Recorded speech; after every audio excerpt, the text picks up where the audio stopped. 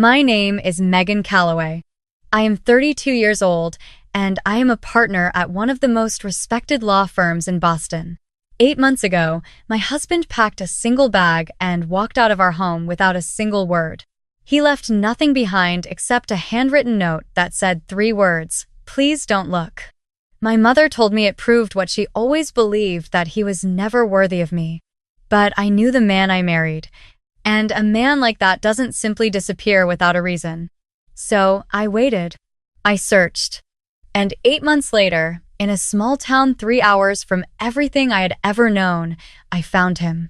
When he finally told me why he left, I had to sit down on the floor of a hardware store because my legs stopped working. Before I tell you what really happened, if this story means something to you, please like this video, subscribe to HeartPath Stories, and drop your state in the comments. Now, let me start from the beginning. People who know me professionally think I have everything figured out. I argue cases in front of judges. I negotiate contracts worth millions of dollars. I walk into rooms and people listen. But the one thing I never had complete control over was my mother. Margaret Calloway built her identity around appearances. After my father passed away when I was 19, she threw herself into charity boards, country club memberships, and the kind of social circles where the right last name meant more than the right character. She raised me to be successful, and I am grateful for that. But she also raised me to believe that success had a very specific shape. The right career, the right address, the right husband. Daniel Torres did not fit any of those categories. I met my husband at a farmer's market on a Saturday morning when I was 27. He was standing in front of a table of handmade wooden picture frames, talking to the vendor about the grain of the wood like it was the most fascinating conversation in the world. I remember thinking that nobody in my life ever looked that comfortable just being exactly where they were. He wasn't performing anything, he was just present. He was an art teacher at a public high school in Cambridge. He drove a 10-year-old pickup truck. He spent his weekends restoring furniture in the garage of his small apartment and teaching himself woodworking from library books. He had no interest in networking events or dinner parties where people talked about their investment portfolios.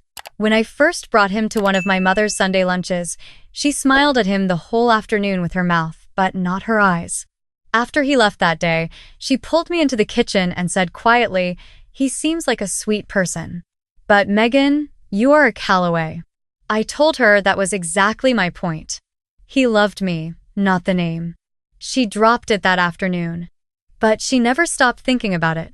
Daniel and I got married 2 years after we met. Small ceremony, close friends, a backyard in September. My mother stood beside me in every photograph with that same smile that never reached her eyes. She gave a toast that was technically warm but felt, to anyone who knew her, like a door closing. Still, life moved forward. We were happy. Our apartment was small but full of things Daniel had built or fixed or made beautiful with his hands. He knew the names of every student he taught. He coached the after-school art club on Friday afternoons without extra pay because he said those kids needed somewhere to go. And every night when I came home tense and exhausted from back-to-back depositions, he would make dinner and ask me real questions about my day and actually listen to the answers. My mother occasionally made comments, nothing direct. Just small observations slipped into conversation like splinters. Has Daniel thought about doing something more with his career?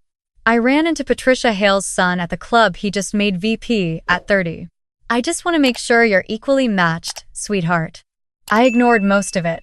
Daniel never complained, even when I could tell the comments landed.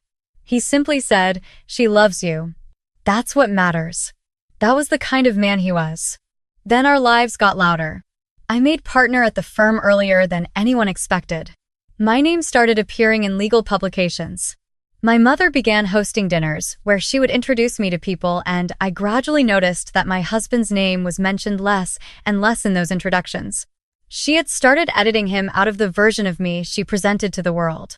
I should have said something more forcefully. I should have stopped attending those dinners until she changed. Instead, I told myself it was manageable, that she was old-fashioned and she would come around, that Daniel and I were strong enough to absorb it. I was wrong about all three. The night everything changed started like any other Tuesday. I had a late conference call with a client in London that ran until almost 10. When I finally walked through the front door, the apartment was dark. That alone was unusual. Daniel always left the kitchen light on when he knew I was working late. I called out his name. The silence that came back felt different from ordinary quiet. It had weight to it. His side of the closet was half empty.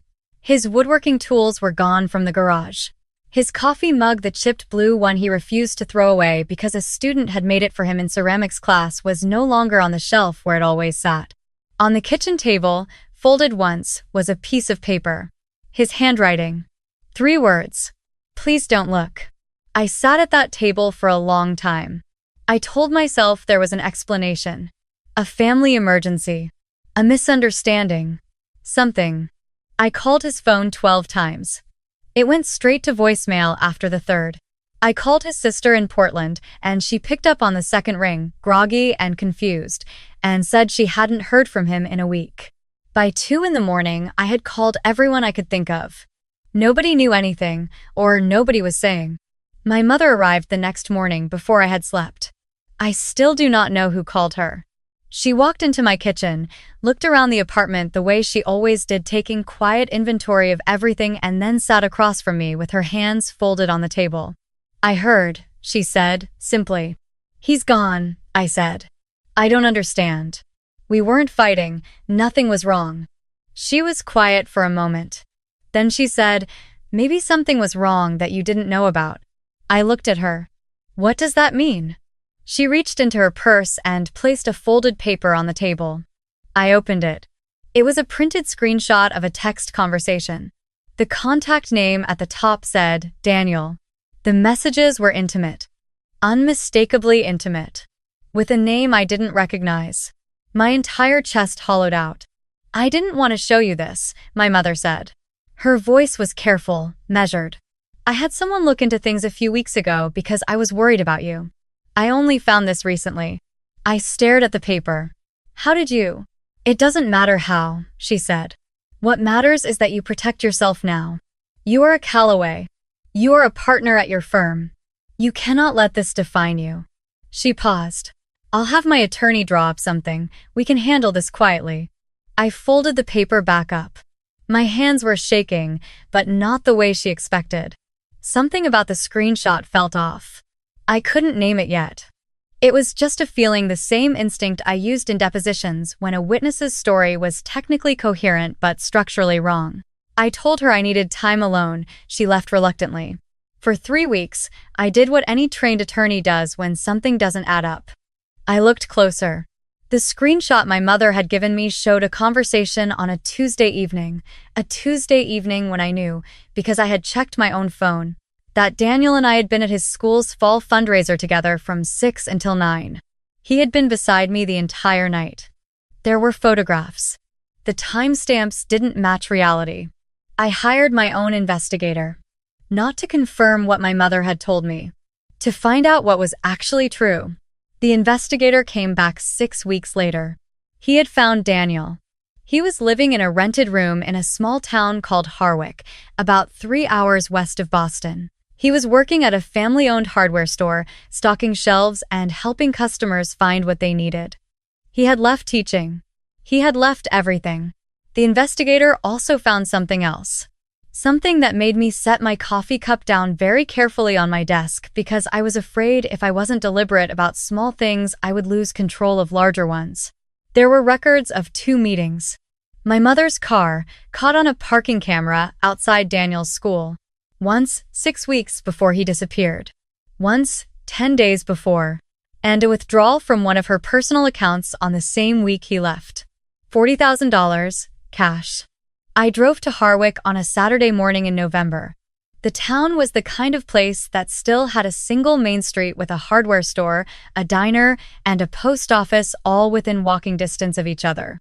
The kind of place where nobody was performing anything. I thought, even in that moment, that I could understand why he might feel safer here. I found the store without difficulty. The sign above the door said Greer's Hardware, and through the front window I could see shelves of neatly organized tools and a counter where an older man was reading a newspaper. I pushed open the door, and a small bell rang overhead. He was near the back, reorganizing a display of paint samples. His back was to me. He had let his beard grow in a way I had never seen before, and his shirt was the plain blue kind he only ever wore on weekends. Something about the way he was standing, the quiet focus of it, completely absorbed in a small task, hit me somewhere behind my ribs. I said his name. He turned around, and the moment he saw my face, every bit of color left his. The paint sample he was holding dropped to the floor. For a few seconds, neither of us moved. Then something came apart in me that had been held together by work and routine and deliberate forward motion for 8 months, and I crossed the distance between us faster than I meant to, and I grabbed the front of his shirt with both hands, and I said, loudly enough that the older man at the counter looked up from his newspaper, "You have 30 seconds to start explaining before I start screaming." He didn't pull back. He didn't flinch. He just looked at me with those tired eyes, so much more tired than I remembered, and said quietly, "Can we go outside?" We sat on the tailgate of a truck parked behind the building. The air was cold and smelled like wood smoke from somewhere nearby. He stared at his hands for a long moment, and I waited, because in 8 months of waiting, I had gotten very good at it. Then he said, "Your mother came to see me." I already knew that part. I didn't say so. I let him talk. "The first time was at school," he said. "She said she was in the neighborhood and wanted to speak privately. She came into my classroom after the students left, and she sat down at one of the desks like she was perfectly comfortable, and she told me she had been watching our marriage for a long time and that she had come to a conclusion." "What conclusion?" I said, though my voice came out flatter than I intended. "That I was holding you back." He exhaled slowly. "She said your career was at a pivot point. That the managing partners at your firm had concerns about your image. That being married to a public school teacher was becoming a liability for the kind of cases you were being considered for." He paused. I told her that was absurd. She agreed that it might seem that way. Then she told me she had documentation of an affair. A manufactured one. Screenshots, emails, the full thing. She said if I didn't leave quietly, she would send it to the partners at your firm and to the school board and to every parent of every student I had ever taught. The cold air felt sharper suddenly. "She said she would make sure I lost my job," he continued. "And that once I was terminated for cause, she would make sure no school in Massachusetts hired me again. She knew people." He looked at me briefly and then away. I didn't doubt her. "That's extortion," I said. My voice was very steady. The steadiness was not calm. It was the opposite of calm held under pressure. "I know," he said. "I thought about going to the police. I spent 2 weeks thinking about it, but she came back the second time and she brought a folder." He stopped. "Megan, there are documents in that folder that I don't fully understand how she got. Records from a financial account I opened in college that I honestly forgot existed. A photograph of me at a bar with a friend from grad school, a woman I had coffee with maybe 3 times total, and the photograph was cropped in a way that looked like something it wasn't." He rubbed the back of his neck. "I'm not someone who knows how to fight that. You are. But you would have had to fight your own mother, with your career on the line, in the middle of everything." And I thought he stopped again. "You thought what?" I said. "I thought she was right about one thing." He finally looked at me directly. "Not the affair, not any of that. But that I was costing you something. I could see it at her dinners. The way she introduced you. The way her friends talked around me. I knew what I was to that world. And I kept thinking, what if staying is what eventually breaks us? What if loving me is what she uses to grind you down slowly until there's nothing left of who you are?" Silence. A crow landed on the fence at the end of the parking lot and looked at us for a moment, then flew away. "So you decided for me," I said. He didn't answer. Which was an answer. "You made a decision about my life," I said, without asking me. "Yes," he said quietly. "I did, and I have thought about it every single day." I sat with that for a while. The part of me that had been an attorney for 7 years wanted to catalog everything cleanly. The fabricated evidence, the 2 meetings, the cash withdrawal, the threat. The other part of me, the part that had sat at a kitchen table at 2 in the morning holding a 3-word note, was doing something much messier. She gave you money, I said. He looked startled. $40,000, I said. I know about the withdrawal. He was quiet for a long moment. She called it a relocation fund. I didn't want it. She sent it to an account she had found somehow, and I haven't touched it. I nodded once. Then I said, I need you to write down everything. Every date, every location, everything she said. I need you to do that today. He looked at me carefully. Megan. My mother has been on the board of the Calloway Family Foundation for 11 years, I said. She is hosting their annual winter gala in 3 weeks. Every major donor, every board member, every person whose opinion she has spent 2 decades cultivating is going to be in one room. He was very still. I am a partner at a law firm that specializes in exactly this kind of case, I said. I have access to evidence she does not know I have. And I have been angry for 8 months. I looked at him. Are you going to help me or not? He looked at me for a long time. Then, for the first time since I had walked through the door of that hardware store, something shifted in his face. Something that looked, cautiously, like the man I had married. Tell me what you need, he said. The gala was held at the Langham Hotel in downtown Boston. 400 guests, open bar. A string quartet in the corner. My mother in a deep green gown that she had chosen 3 weeks in advance, standing near the entrance, greeting people with the practiced warmth of someone who had done this her entire life. I arrived late, which I did intentionally. I wanted the room to be full. She saw me from across the lobby and her expression shifted in that way I had watched my whole life, the slight recalibration, the reassembly of warmth over something cooler beneath it. She kissed my cheek. You look beautiful, she said. I'm so glad you came. I have someone I'd like to introduce you to later. Richard Ashford's son just transferred to the Boston office, and I thought, I need 5 minutes with the microphone, I said. She blinked. What?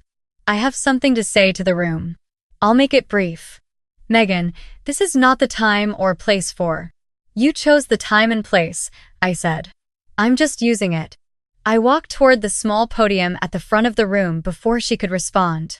The foundation's event coordinator looked confused as I approached, but I handed her the card from my firm and said quietly that I had a brief announcement regarding a legal matter connected to the foundation and that she would want it addressed tonight rather than in a courtroom next month.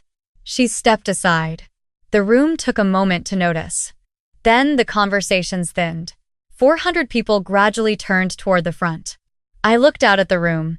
I saw my mother's attorney, 2 rows back, with his drink halfway to his mouth. I saw her closest friend, who had known me since I was 8 years old. I saw board members whose signatures appeared on a decade's worth of foundation documents. My name is Megan Calloway Torres, I said. The last name landed audibly. Most of you know my mother, Margaret Calloway, who has done genuinely important work for this organization and for this community. I want to say that first, because what I'm about to say is not about erasing that. It is about the truth. My mother was standing 20 feet behind me. I did not look at her. 8 months ago, my husband left our home because my mother gave him a choice. Leave quietly, or watch his career be destroyed with fabricated evidence and his wife's reputation be dismantled in the process. I paused. She gave him documentation she had manufactured. She made 2 visits to his workplace. She transferred $40,000 to encourage his cooperation. I have evidence of all 3. The silence in the room was absolute. I am not standing here to punish my mother publicly for sport, I said. I am standing here because she built her reputation in this room over many years, and the people in this room deserve to know who she is when the room is empty. I looked out at the faces watching me. The man she spent 7 years dismissing, as beneath our family spent 4 months living in a rented room in a town nobody here has heard of, working a job that paid $12 an hour, because he believed that leaving was the only way to protect me from her. He was wrong about the method. He was not wrong about her. I stepped back from the podium. For a moment, nothing moved. Then 2 board members exchanged a look. My mother's closest friend set her wine glass down on a passing server's tray very slowly and deliberately. The attorney 2 rows back put his drink down and took out his phone. My mother's voice came from behind me. This is completely out of context. Margaret. The voice belonged to Charles Greer, the Foundation's chairman of 30 years. He was 71 years old and had the kind of quiet authority that didn't need volume. He said her name once and she stopped. I think we'll need to have a conversation tomorrow morning. 9 o'clock. I walked toward the exit. The crowd parted without me asking. In the lobby, I pushed through the heavy front door into the cold night air. The street was quiet after the noise of the room. I stood on the sidewalk for a moment and breathed. A car was parked across the street. The driver's side window came down. He was in clean clothes. A dark jacket I had bought him 2 Christmases ago. His beard was trimmed back to something closer to what I remembered. He was watching me with an expression that had too many things in it to name. I crossed the street. How did it go? He asked. I leaned against the car door. Charles Greer asked for a 9 o'clock meeting. Her attorney left early. Her best friend didn't say goodbye to her. He nodded slowly. The Foundation will probably open an inquiry, I said. She'll have to step back from the board while it's ongoing. Her attorney is good, but the evidence is documented, and she knows I know how to use it. I paused. She won't face criminal charges unless she chooses to fight this in a way that forces my hand. I'm giving her the option of quietly resigning and issuing a correction to the firm. I looked at him. That might be more than she deserves. But it's what I can live with. He was quiet for a moment. You're being more generous than I would be. I'm being strategic, I said. There's a difference. A cab passed on the street between us. Somewhere down the block, a group of people were laughing about something. I still should have told you, he said, instead of running. Yes, I said. You should have.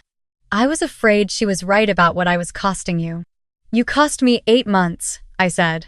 That's what you cost me. 8 months that nobody is giving back.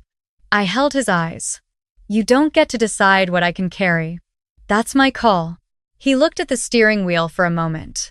Then he said, I know. Okay, I said. He looked up. Okay? I pulled open the passenger door and got in. The car smelled like coffee and the cedar soap he had always used, and something underneath it that was just him, unchanged and familiar in a way that went straight past my thoughts to somewhere older. My lease is paid through March, I said. The apartment is the same. Your coffee mug is still on the shelf.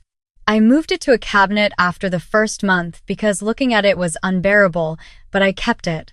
I looked straight ahead through the windshield. I'd like to go home. He didn't say anything for a moment. I heard him exhale slowly. Then he put the car in drive. 3 months later, in February, I accepted a new case. A woman in her late 20s whose controlling in-laws had systematically isolated her from her support system over the course of 4 years. Her attorney had told her the case was too complicated to pursue. I told her it wasn't. Daniel went back to teaching, but not at his old school. He found a position at an arts program that worked specifically with teenagers in the foster care system. He came home on the first day and told me about a kid in his second period class who had never held a paintbrush before and had spent 40 minutes without looking up from the canvas. He talked about it with that same focused attention he had given the wood grain at the farmer's market the first day I ever saw him. Like it was the most important thing in the world. My mother resigned from the Foundation board in January. We have not spoken since the night of the gala. I do not know if that will change. I have stopped trying to predict it. What I know is this. The morning after I came home, I found Daniel in the kitchen before I was even awake, standing at the counter making coffee with the chipped blue mug in his hand, not doing anything remarkable, just standing in the early light of our kitchen, being exactly where he was. And I stood in the doorway for a moment before he heard me, and I thought about all the versions of this story that could have ended differently. The version where I signed the papers. The version where I believed the screenshot. The version where I let a woman who loved appearances more than people convince me that love was a liability. None of those versions are the one I live in. The man my mother called a poor choice was the only person in my life who ever stayed exactly the same whether the room was full or empty. And it turned out that was the only kind of person I had ever actually needed.